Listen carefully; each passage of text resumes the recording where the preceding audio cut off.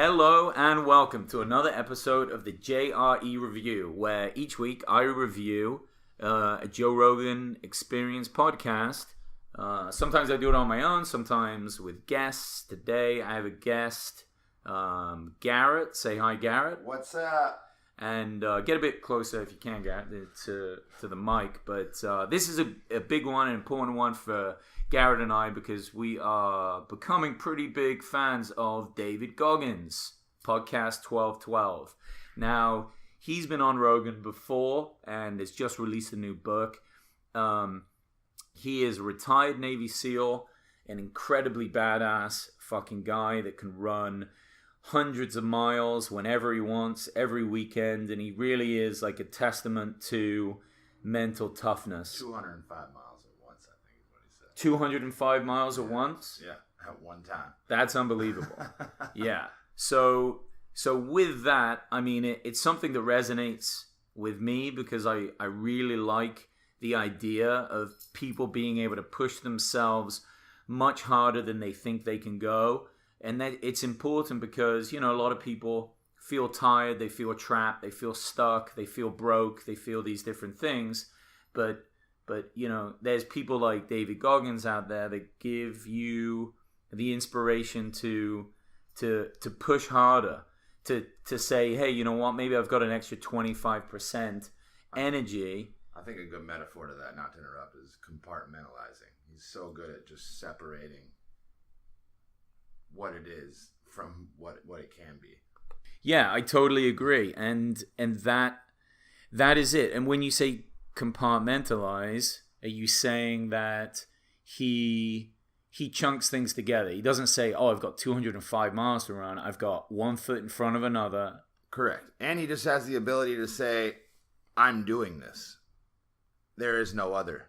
Like, there is no thinking about it or maybe or if I could or tomorrow. It's I'm doing this. Sure. There's a yes and no. There's no. It's either that. I mean, if you will it, it is no dream. It's a quote somebody said, but Google it. But no, you're right. I think people get a lot of anxiety from overthinking a task that is strenuous or stressful. In its most simplest form, that's what it comes down to. It's what he says is, I'm in my own fucking psychological world, and it's like you're fucking yourself by telling yourself that you can't or thinking about it. Just do it. Just do. Right. If you know you got to do it.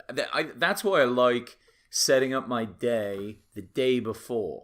Right. Which I never used to do, but like if you have like a dry erase board or like a list, and if you just put on there, tomorrow I'm doing this, even if you don't like the idea of it, it's on there. Just do it. Yeah. You've already said it. If you look at it, and then you hold yourself accountable to do it. That's what it comes down to. Life is accountability. Yeah. Period. And if you choose to be accountable is when things start changing. Yeah.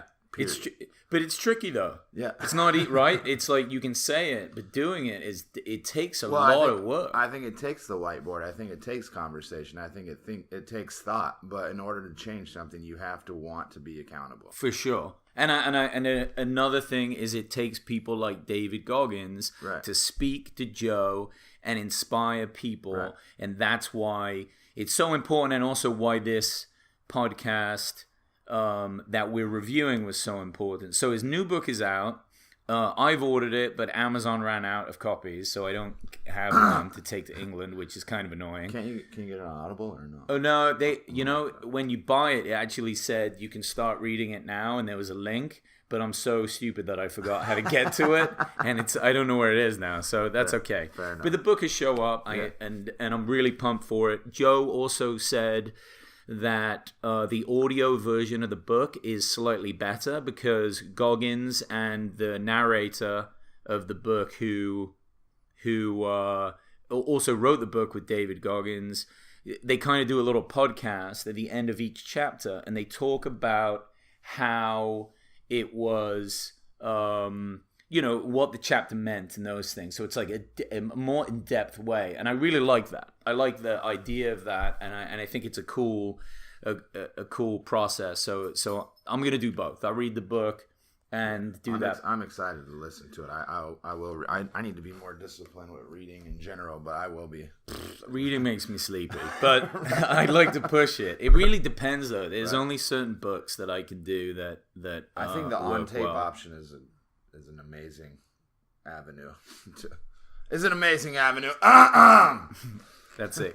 Stay a bit louder. So, let's get into really what they were talking about. I mean, Goggins starts off talking about his rough upbringing because Joe was asking really what set you off on this road to discovering like your physical abilities. Now, David Goggins has had a lot of ups and downs. The major story behind him, which is why it's such a success story, is he was massively overweight.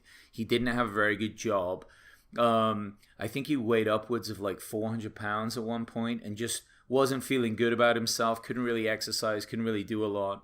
He had an abusive father growing up, and he really was like failing over and over again, but not in the type of failure that allows you to strive, just one bit of disaster after another. And he couldn't read well after high school, so he was at a huge disadvantage. And slowly he just started to make these conscious decisions about what he was going to do to change things in his life. It was slowly, but I know that I remember listening to him say it prior too. He was like, there was just a moment when he was killing cockroaches and drinking chocolate shakes that really resonated with me, because at one point he was just like, set down the pesticides in the job that he was at, and he's like, I'm changing it. He walked out, left, started running, got a new job, and then that's when he called up the Navy SEALs and was like, I want to be part of this. But it just took a mind shift. In one moment, you changed everything. I think that's what resonated with me. I was being a fat fuck till this was 10 years ago now. I'm 36 now. When I was 26, I still resonates now. I was like, I would always tell myself, like, this is just you. You're just lazy. Like, and it wasn't unconscious. It was just like going through the motions. And then at one point, I would always say, I was like, you don't have a lock for the gym. You can't lock your bag, so you can't do it. And I was like, one day when I was 26, I remember waking up and I was like, go buy a fucking lock. Right? But it's amazing the excuses we hold on to. Yeah, right. Absolutely. Like, they exist and they're the same for everyone. To think that really motivated people don't have the same excuses is not true. Even Goggins talked about in this podcast with Joe, he talks about how sometimes he'd tie up his shoes, but he takes like 30 minutes to do it because he doesn't want to go do Nobody the thing wants to do the shit. It's not a matter of want. It's just a matter of I'm doing it because I'm holding myself accountable. And I know how I'm going to feel after the fact. And I know what I can share with other people after I hold myself accountable.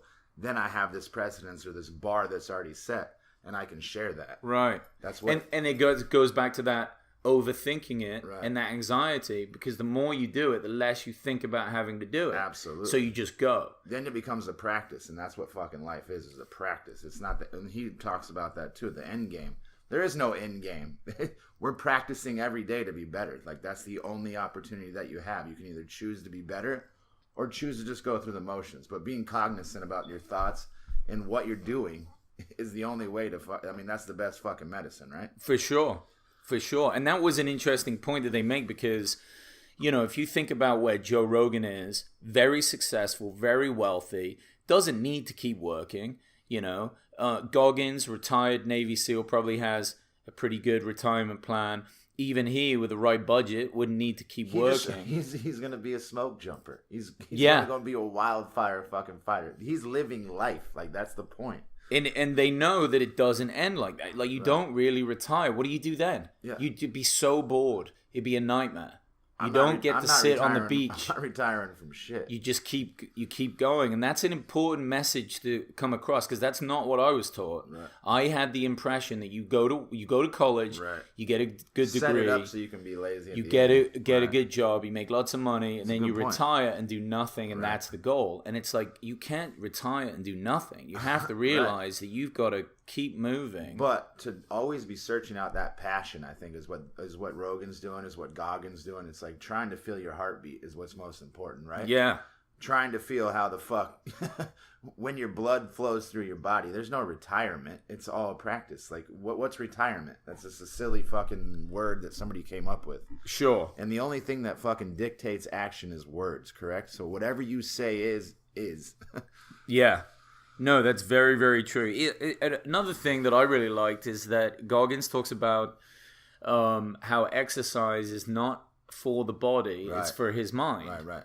Now, the body gets the benefit, which Correct. is great, but it's not anywhere as important as the strength that your mind gets. To be able to overcome, and I think that directly correlates with everything in life. Just when you prove to yourself that you can accomplish a certain thing, and especially nothing comes other than physical activity, you can't get that reward from anything else. There's no substitute.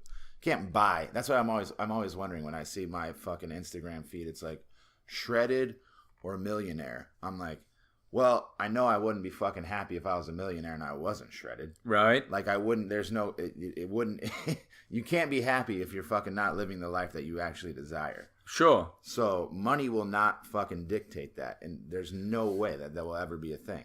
Well, maybe. Well, You just get a bunch of stem cells and tons of steroids, and you just sit on the couch and get some pec implants. yeah, but I don't think, like he says, it's all mental. I don't think that you would feel the same satisfaction, Oh, even if you looked in the mirror and you were shredded, but you didn't work for it. No, you'd be a mentally weak bitch. Yeah, it that wouldn't looked feel amazing. the same. Right. Some people will still do it, though. Yeah.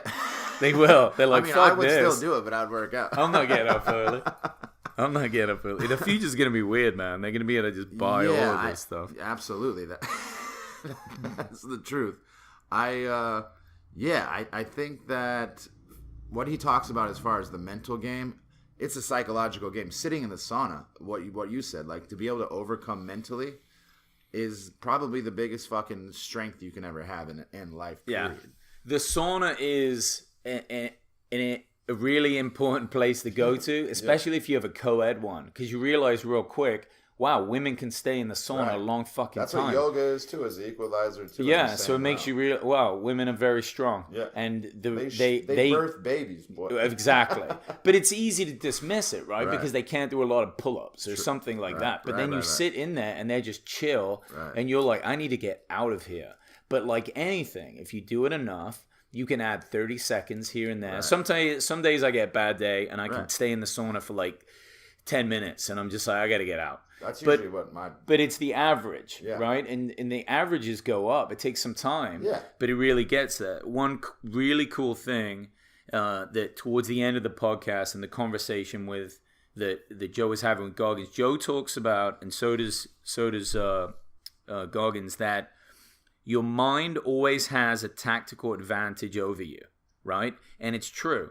It knows you because it's your own mind. It knows how to make you quit. Right. It knows how to make you afraid. And it does it because it wants you to stop. It wants you and to it's be safe. Exactly. And he goes, so don't try and hide. Meaning you can't hide from it. You can't lie to it.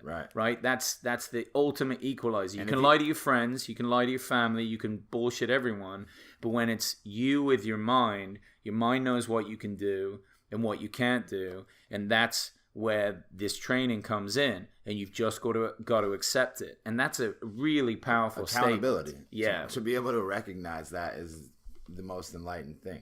Honestly, to be able to see that and say it out loud and vocalize it, then your mind has to be like, oh shit, he's on to me. Yeah. And it was really powerful to hear that. A lot of what Goggins says is super powerful. I mean, in so many ways, this is why... Too. It feels, I'm wearing a sweatshirt that says primitive, but it's just like, from the tribal aspect and the just mental fortitude of like survival, it's so simple but so relative. Yeah, it really is, and that's why it's important, because I think we overcomplicate a lot of these issues, and they really don't have to be that way. But anyway, guys, check out this conversation. It was such a pleasure to listen to Joe and Goggins talk, and if you can, check out his new book, Can't Hurt Me, which from what I've heard is amazing, and I can't wait for Amazon to hurry up and get more fucking copies so I can read my goddamn issue. That's it. Thanks for listening, guys, and thanks for joining me today, Garrett. I appreciate it. Hey, be great. Cheers, guys. Love ya.